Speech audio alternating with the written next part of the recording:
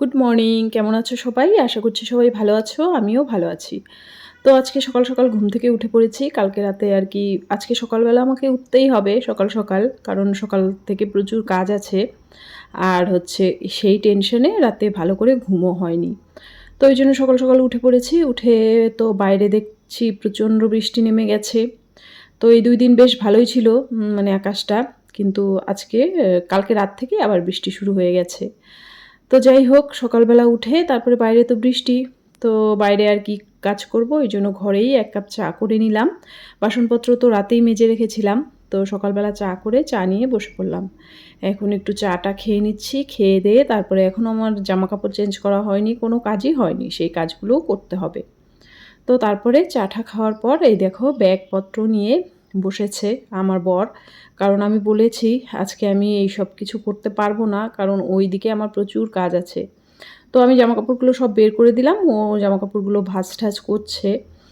আর এইদিকে আমি রান্নাটা বসিয়ে দিয়েছি। তো জামাকাপড়গুলো কিছু ইস্ত্রি করার ছিল, সেগুলো ইস্ত্রি করে তারপরে ব্যাগপত্র গুছিয়ে নিয়েছে।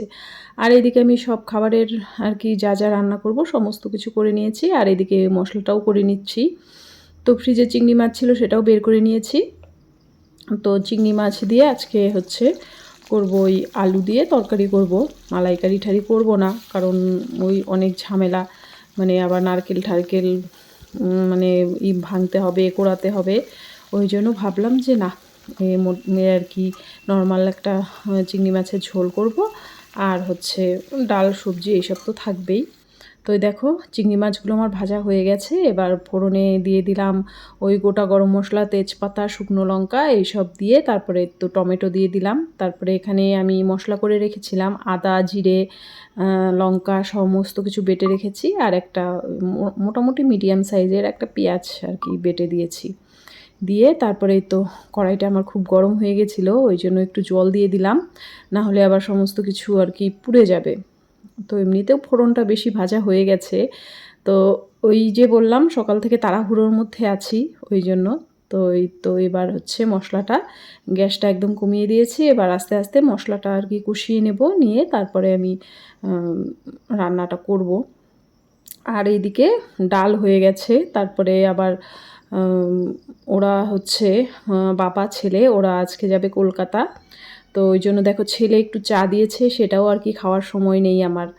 এইদিকে ওই সবজি কেটে রেখেছি, আলু, কোয়াশ এইসব দিয়ে একটা শুকনো শুকনো মতো তরকারি করব, ওরা ট্রেনে খাবে।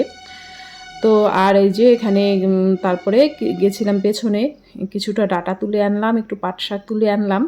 কারণ কলকাতা যাবে দিদি বাড়িতে, ও তো ওখানে তো দিদি এইসব খেতে ভালোবাসে। ওই জন্য একটু তুলে আনলাম। আর বাড়িতে আছে যখন। আর এদিকে দেখো রান্নাবান্না কমপ্লিট, ভাত হয়ে গেছে, এখানে আছে ডাল, আর এখানে আছে ওই তো চিংড়ি মাছ দিয়ে আলু দিয়ে একটা তরকারি করেছি। আর এখানে আছে রুটি, সেটা আমি এক হাত দিয়ে খুলতে পারছিলাম না কিছুতেই। তারপরে এই যে রুটি আর হচ্ছে ওই আলু কোয়াশ দিয়ে একটা শুকনো শুকনো মতো তরকারি করেছি। তারপরে ওরা স্নান টান করলো, তারপরে ওদের খেতে ঠেতে দিয়ে তারপরে যে ওরাও এখন বেরিয়ে পড়লো, বাবা ছেলে দুইজনে।